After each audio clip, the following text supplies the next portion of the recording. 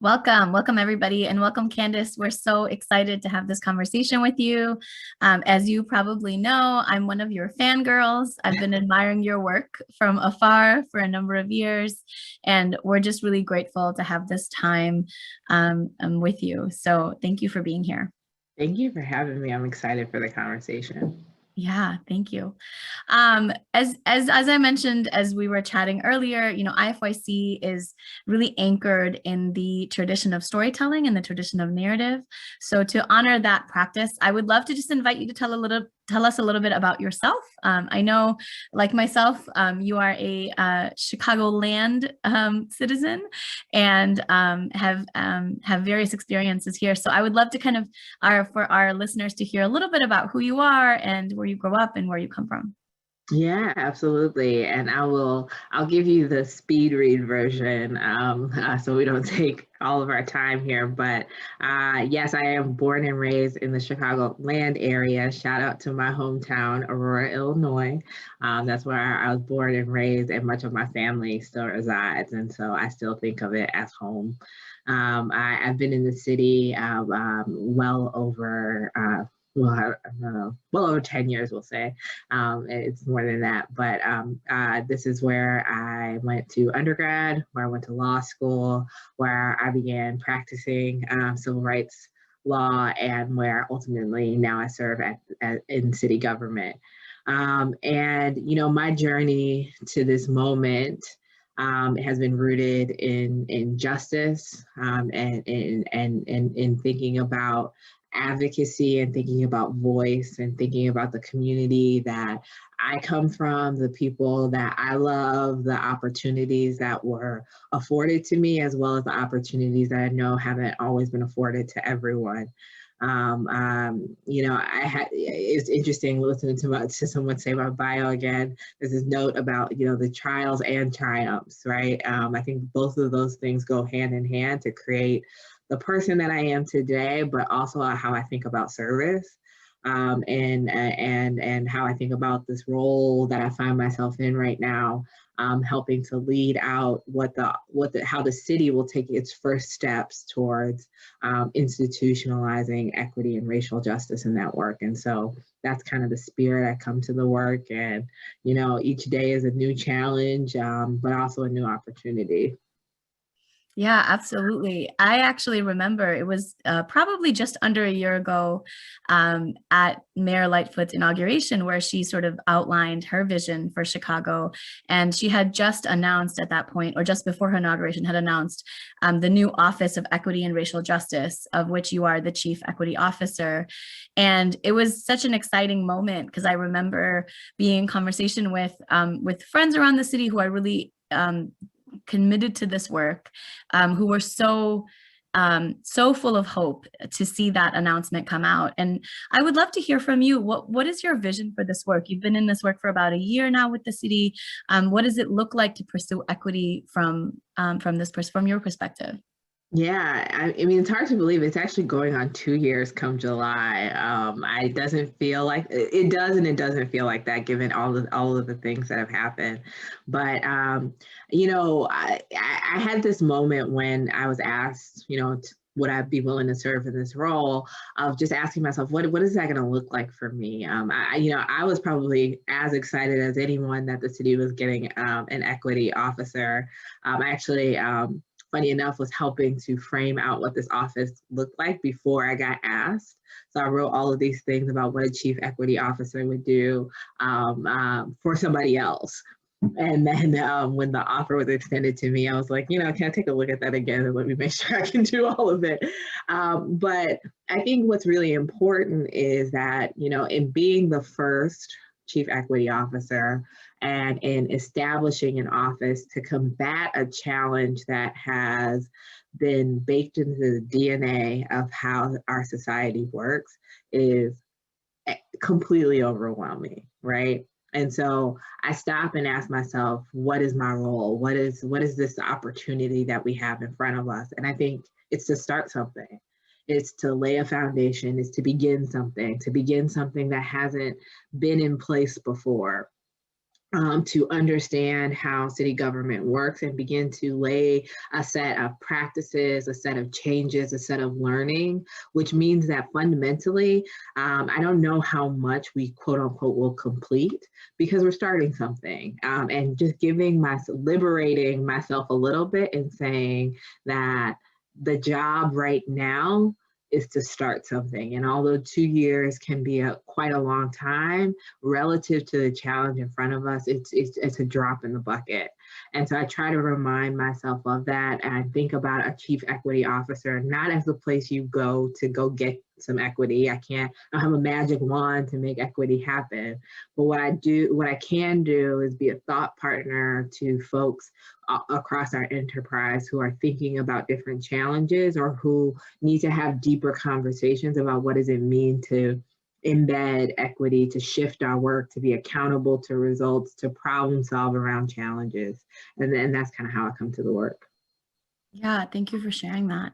I remember actually, I think the first time we met in person was at a early forum in 2019 that the mayor was hosting with faith community leaders across the city to come together to talk about gun violence in the city. And we just happened to be at the same table. So it was very serendipitous that I got to meet you that day. And one of the things that we think a lot about at IFYC is really this intersection of interfaith work, of faith communities coming together to hold common action together, to work on social change together in their communities, whether it's a particular issue or a set of different issues, and to the intersection of that initiative with also the work around racial justice and where those two things meet. Oftentimes, I think people are very hesitant to talk about race and religion and class because those things seem so big and difficult to do. As a Muslim, I know that one of the verses in the Quran, in our holy book, that I often turn to in those moments is one that says, be people who speak for justice, even if it's against yourselves and your family and your community. And that's a responsibility that we hold.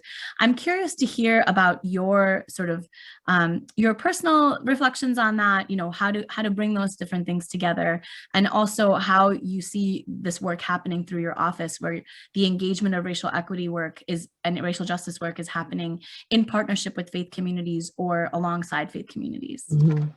Yeah, I mean, I think the short of it is that I think faith communities can be very, very powerful and very, very important vehicles by which we have conversations about the way our world works and the way that we are trying to improve or change or advance different issues.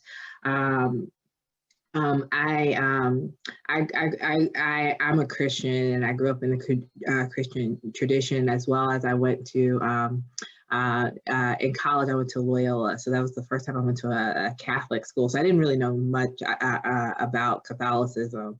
And so I kind of had this learning experience of really kind of learning a lot about Catholicism, even in juxtaposition to the Baptist denomination that I was sort of born and raised in. But I think one of the things that's always impressed upon me is that there are these core tenets of so many different faiths that really ultimately, when you boil it down, it calls out a question of justice, a question of fairness, conversations around love, and conversations around community, right? And when I try to explain equity work to folks, I think when I really boil it down, we're talking about questions of justice.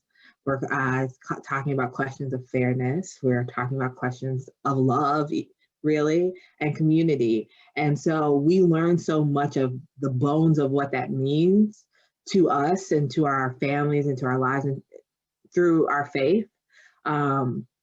And through the upbringings that we have. And so half of the battle is explaining to folks that, yes, equity work is rigorous and intentional, but sometimes I joke and say it's not that deep though, right? Like you also have, this notion of what does fairness mean? What does it mean to be harmed? What does it mean to repair? What does it mean to forgive? And I think there are really powerful conversations you can have when we put race on the table as one of the challenges that we have to deal with in society. You know, how do we understand these challenges around race and what we see within the context of our faith, of our morals, of our values, and how can we find alignment and then ultimately do work, right? And hold ourselves accountable to what does it take then to change that.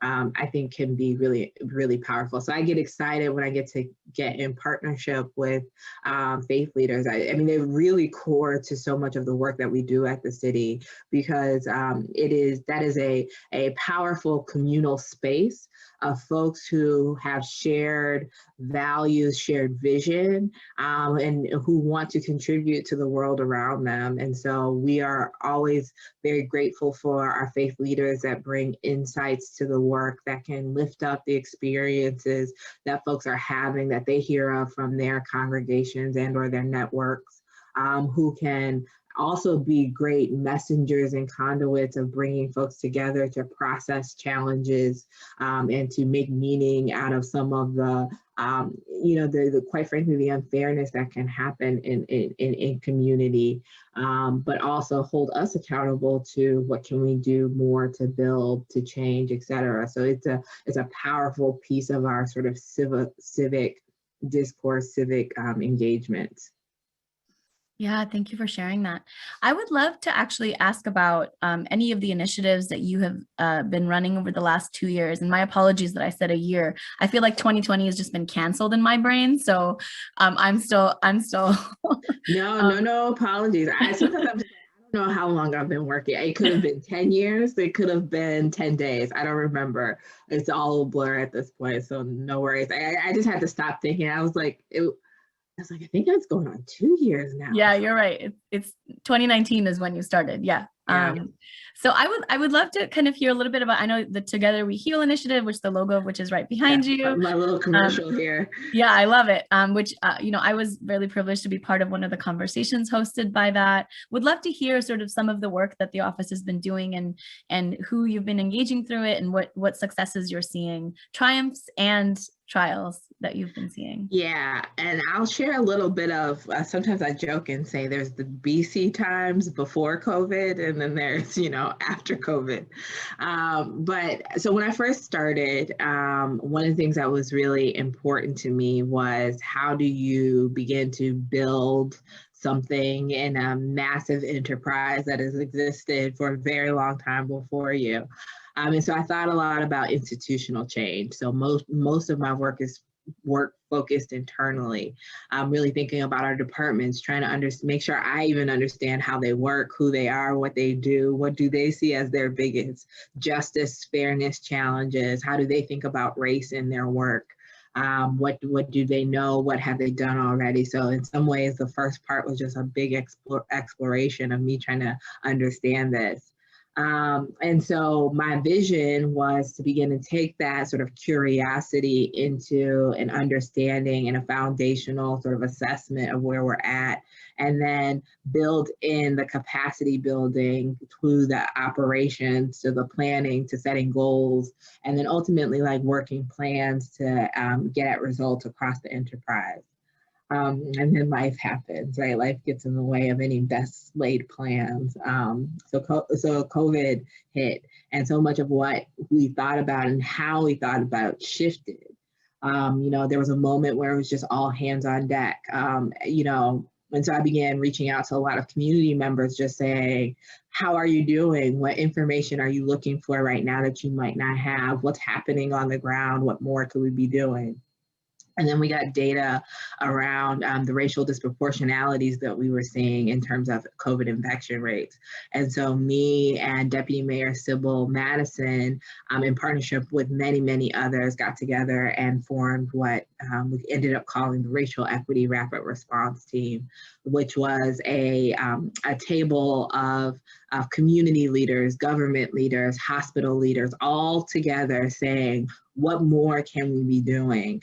What resources do we have available to us, and how do we hold ourselves accountable to action? This is not going to be a talking and thinking table. This is going to be we're going to talk, we're going to think, and then we're going to do.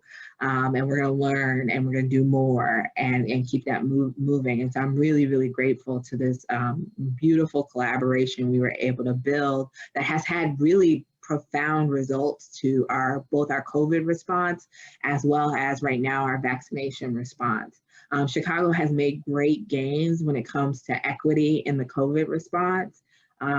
We have been able to close gaps around infection rates. We are distributing vaccines in some of the most equitable ways that you'll see across the country, meaning in particular that at the rates in which we are getting Black and Brown folks vaccinated are much closer to the percentage of the population that they represent. And so it's not just a game of how fast can you get people vaccinated. It's like who gets vaccinated. It's not equitable if you look up and you've missed whole communities, but a lot of people have gotten vaccinated. If the people who need it the most, the people who have been affected by COVID the most throughout the pandemic, if they don't have access to it, there's a question of fairness, a question of justice as we think about that resource. And I've been really, really proud of the work that we've been able to do there, which just leads me to, in addition to that, sort of thinking about what does that internal capacity building operational work look like in an environment where we have gone through a lot. We have witnessed the murder of George Floyd. We have been going through a powerful and profound historical reckoning moment around race and racism.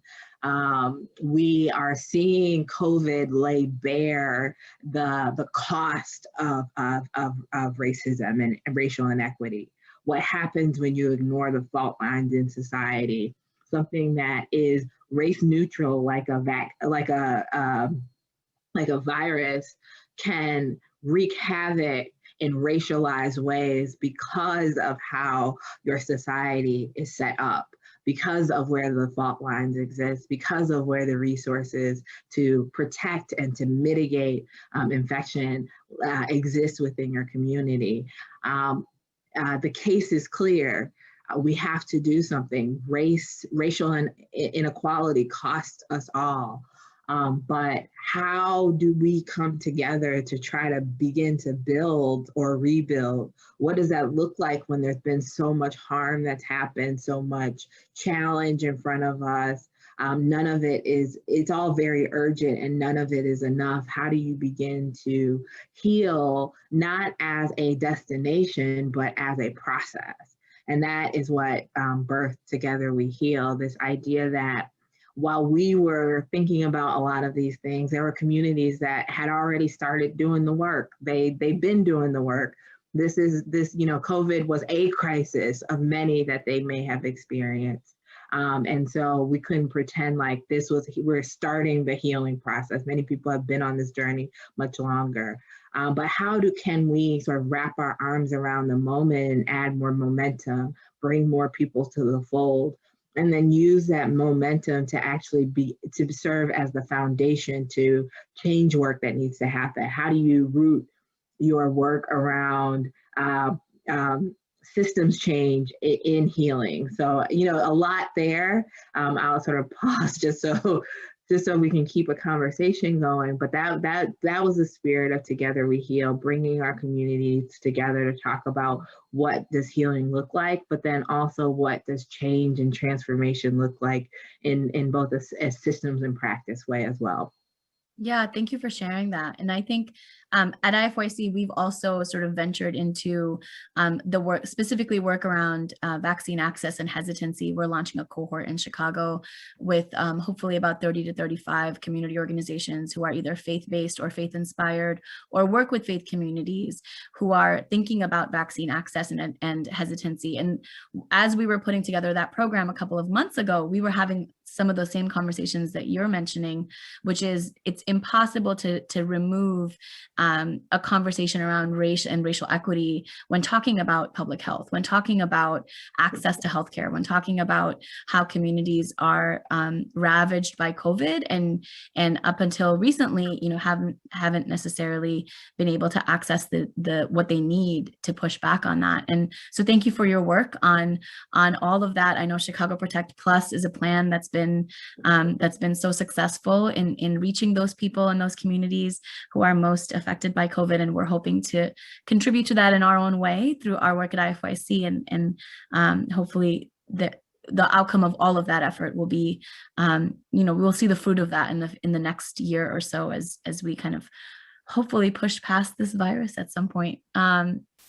But I wanted to kind of pull back a little bit into and talk a little bit about sort of the different experiences that you've had in your work with the city, and also now working, as somebody who represents the city. So to be completely transparent, I first learned of your work and admired from afar during a conversation that was happening in the city. I want to say now 3 years ago, maybe 4 years ago, around a school in the South Loop area called NTA. It was an elementary school that had been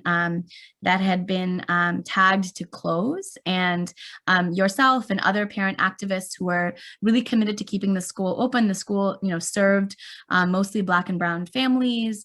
It was a successful A+1 school, however the CPS is rated, and it really was a long fight to keep the school open and running. And you were you were on the legal team. You were amongst the people who were leading that fight. And really challenging the system and challenging the city to do right by this community and to keep the school open.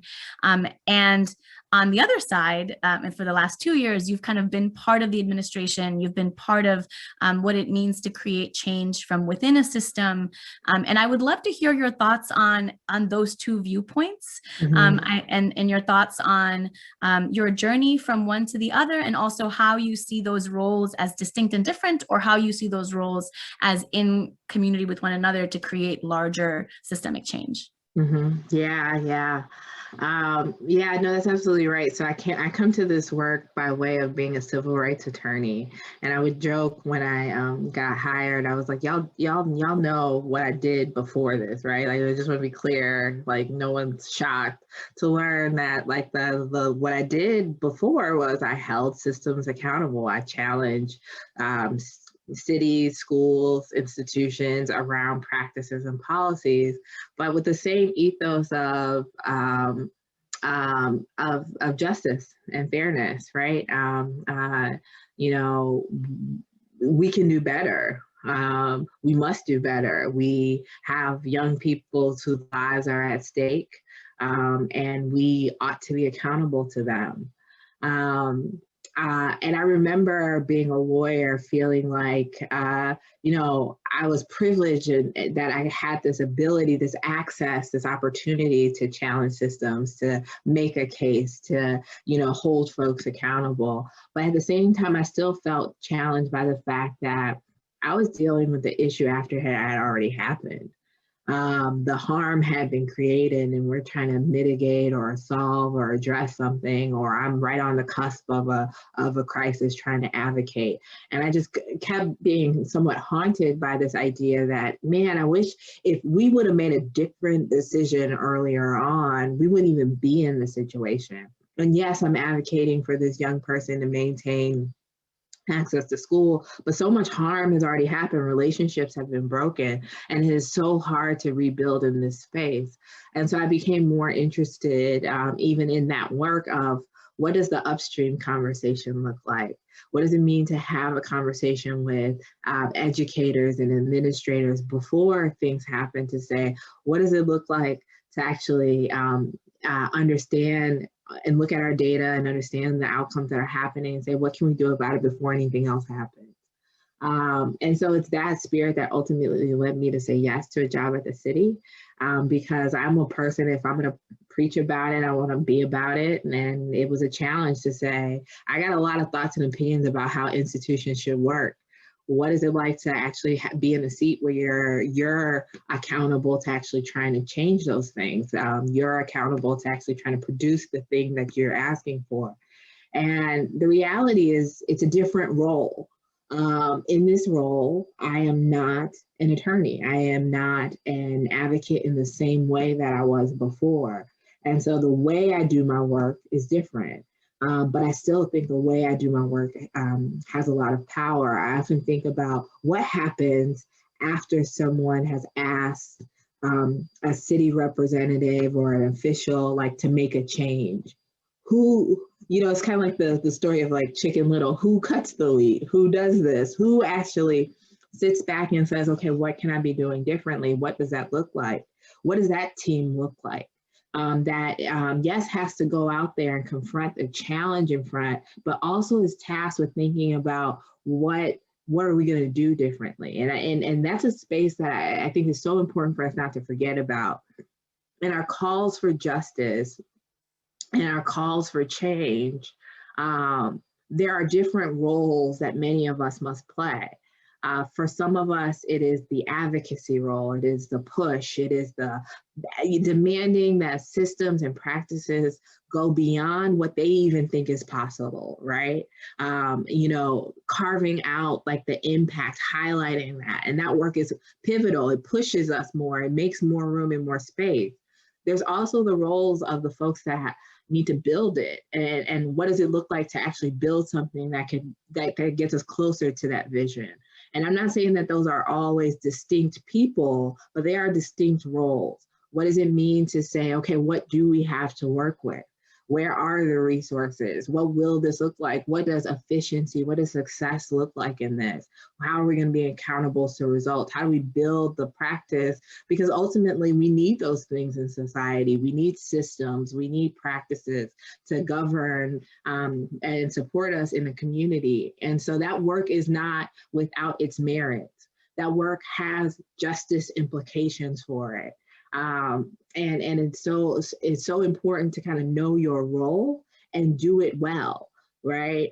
There's a liberating prayer that I often think about when I get overwhelmed. I think I did a little bit more research, and it's not written by Oscar de Romero, but it was said at his funeral, and it's called "A Step Along the Way." And there's a portion of it that says, I'm paraphrasing, but we all have a specific role to play. And we're as a part of a longer arc, a longer story of justice. You have a specific role, and your job is to fulfill that role. And if you don't do it, then the person, after you can't do what they're asked to do and what their role is. And you should be somewhat liberated in knowing your job isn't to solve it all. The progress that you sit in right now is based off of the progress that someone else made. And the progress that's going to come is going to be based off of what your efforts. So kind of identify, know your role, know your work, and do your work well, because it is required for the longer thread of justice, the longer thread of progress that we want to see in society. And that gives me a lot of intellectual relief in thinking, this issue of racial injustice is huge, but it's not mine to solve. I just have a role, and my job is to do my role well in this moment, so that someone else might come in after me and be able to work from that place. Thank you for sharing that. It actually made me think of a recent experience that I had in the aftermath of the murder of George Floyd. Obviously, we saw protests across the country, including in Chicago. And on the second night of the protests, some of those protests came south to where I live, to the Hyde Park sort of neighborhood. And I remember we got a call. My husband is on, he serves on the local neighborhood board, and he got a call from an activist organization in the city, basically saying, we need a safe house for protesters after curfew comes into play, just in case they get stuck. Can you help us? And we were in the middle of COVID. So none of the religious institutions that we would normally turn to had been open for about 4 or 5 months. So we were kind of quickly scrambling to figure out, and basically between him and my husband's network and myself, called, about 10 or 20 pastors, imams, rabbis, to basically be like, who can open, who has space, who's able to move really quickly, who can do this, and eventually found a faith community here in Hyde Park who was able to do that, and another faith community who was able to send water and a few supplies, and another faith community and other neighbors who kind of saw our social media call and showed up with their cars to be like, we can drive people if folks are stuck. And it was one of those moments where I realized that all of us have these really rich networks, that if we can kind of tap into them in a moment of crisis, that we're able to kind of bring together some really positive action. And also it made me think about the fact that the reason we have those networks is because all of the relationship building that has happened prior to that moment of crisis and prior to that call to action that needed to happen. As you're doing this work in your office and you're connecting with communities across the city, and for us, faith communities are a huge part of that civic fabric. I'm curious to hear from you, what are you seeing happening in faith communities locally in Chicago that's connected to racial equity work that's really inspiring you in this moment, that you're noticing and would love to uplift here? Mm-hmm. I've been very inspired and encouraged by, I think, the faith communities that are stretching themselves to talk about race much more explicitly, recognizing that they have congregations in front of them that often don't have these conversations or may not be confronted. I've seen it from very explicit conversations that organizations are having around anti-Blackness, around immigrants, around sort of all sorts of things. I've also seen some faith institutions actually partner and pair outright with a faith tradition that is either very different than theirs or slightly different, or basically represents like different racial demographics, and intentionally create these spaces where they're building community together. I think that's deeply powerful work, right? Racial injustice is able to thrive in an environment of division, and in an environment of othering that group over there. If I don't have to feel it, if it doesn't personally impact me, if I don't know the person, then it's a lot easier for me to maintain, ignore, or feel like that's somebody else's problem, or feel disempowered. But it is when we get into relationship with one another, when the person who is impacted is actually a person that I see, that I respect, that I love, someone that I've contributed and experienced with, it gets harder to ignore it. It gets harder to be comfortable with it. And I think change requires a certain level of discomfort, right? A confronting of what the way things are right now don't quite work. You see the most change happen in moments of discomfort. And so I think, I'm encouraged for the faith leaders and the leaderships that lean into those conversations, that steward people through those conversations, that allow and lift folks up to have reflections about what they may be currently experiencing within the context of their faith, right? There are many, whether they're parables or stories or examples that we find in our faith traditions that have roots for the same conversations we're having today. I'm reminded of things that my grandmother said, there's nothing new under the sun, right? It's just different kinds of manifestations of it. And so I think that work is incredibly powerful. That leadership is very powerful. And then ultimately the ability to build, confronting injustice can be stripping work, right? Like it's traumatic work. It is, it can take so much from you as a person, take away your faith in the world, and people, take away your hope. And so if you can't find a place to renew, to nourish, to believe, it's awfully hard to give something back the next day to build. And I think I think our faith can be a powerful source of power and energy.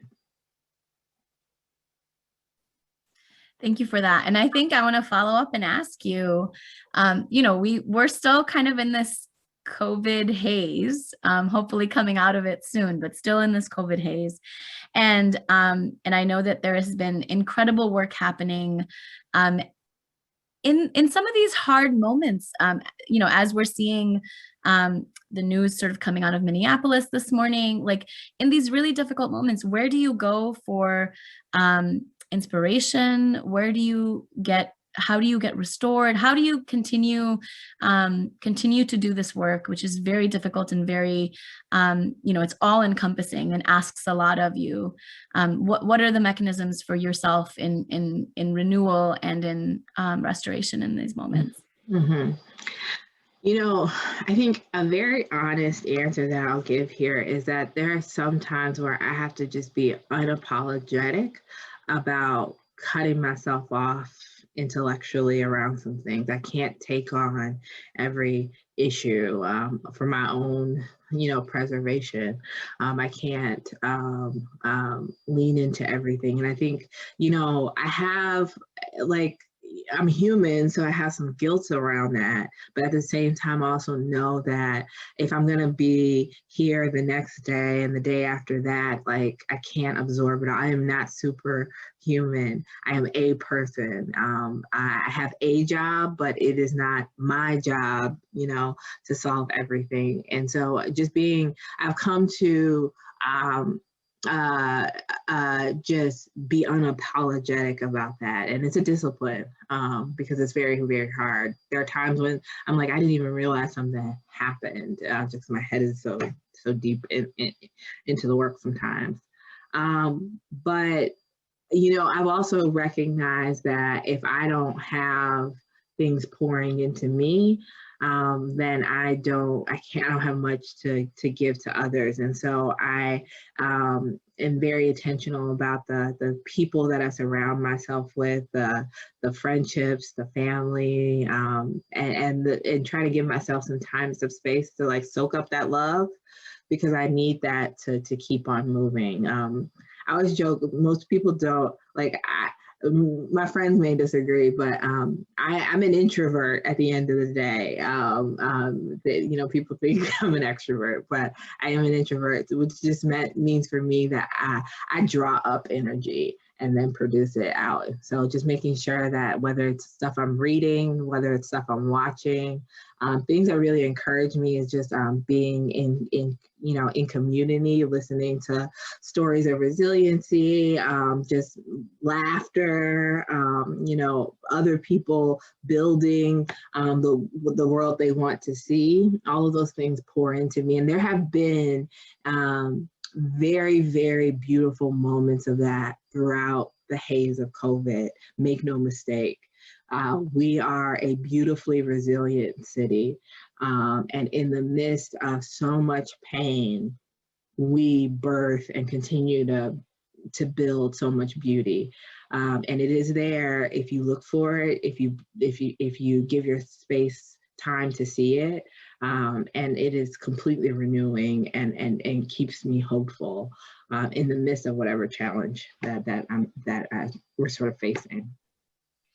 Thank you for that. It actually reminds me of so one of our family's sort of refuge spots in the last year and some has been a park that's close to my house here on the south side, and it's actually a park that's named after Gwendolyn Brooks, and has a bust of Gwendolyn Brooks front and center, and little tiles of her poetry kind of embedded in the grass around. And as you were speaking, it reminded me of one of my favorite couplets from one of those tiles in the grass that says, true, there is silver under the veil of darkness, but few dig in the night for the possible treasure of stars. And I think so much of your work and so much of our work is really about looking in the difficult spaces and looking in those dark moments to see what's possible and what gifts lie under the way that that relationships and the way that this work sort of manifests in communities. And I know we are really grateful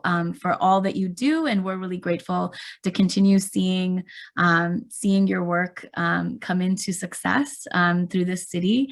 I wanted to the last question I sort of had was, you started this role 2 years ago. I'm wondering what are some things that have changed in that process, coming in and looking at the list that you wrote for this role, and then coming into this role. How have those responsibilities shifted? How have they grown? And what are some things that you're looking forward to as you look to the future?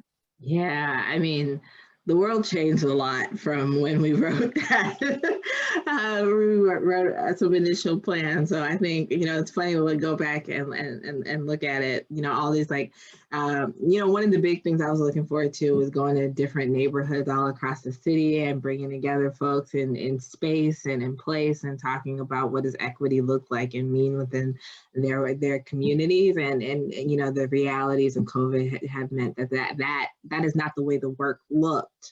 But that doesn't take away from, I think, the deeper point, which is, being in connection with folks all across the city about, what our lives are looking like right now. And I think we have been able to do that in really profound ways.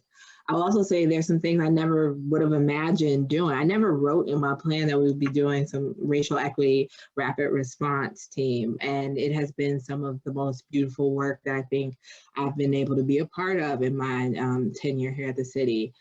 Together We Heal was not anything that we imagined doing. It is grabbing some of the work that we had planned, but trying to meet the moment that we were in and find a path forward. And so I'm deeply, I'm proud of that work, but it's much different than what I expected. I knew this work was going to be hard. I feel how hard it is now. I knew I would be tired and it would be exhausted. I feel it now, right? I feel like I also have some gray hairs that are emerging to give me a lasting proof. But as challenging as this job is, as challenging as this moment is, I step back and think about the privilege and the honor that I hold in being in this particular space. And I treasure that. And I feel accountable to that. And I don't profess that I do the work perfectly, but one of the things that I will do is I will do the work. And I try to do the work in a way that isn't about just me, but creates more space and capacity around me. In some ways, I'm planning for and trying to think about the next chief equity officer that comes after me. How does the work that I do today work in service of that person? Thank you for that. And I am so grateful for your time, and I'm so grateful. I feel like I could talk to you forever. So I'm really grateful for the opportunity. I hope that we get to see you in person and host you in person, hopefully at our office post-COVID at some point. I hope that we continue to be in partnership with you in some ways. And it's been really our pleasure to host this conversation. We at IFYC like to dream big. So we're really appreciative of the vision that you're setting forth for the city and the work that you're doing. And we're really grateful. We're grateful for you. So thank you for being here. And thank you for being part of this. Oh, thank you so much. And I know I can't see everyone's face, but I'm just excited for the work that you all do. And it just goes back to that, what I was saying earlier about, we may have slightly different roles. We may have connecting roles. I'm just excited knowing that I exist in a community and a network where folks believe in this. Now believe in justice, believe in fairness, and believe in love, and are working to build that in whatever space that they're in, because who knows when our work will work in service of one another. So just so thankful for all of you and the work that you do day in and day out as well, and for having me. Thank you so much.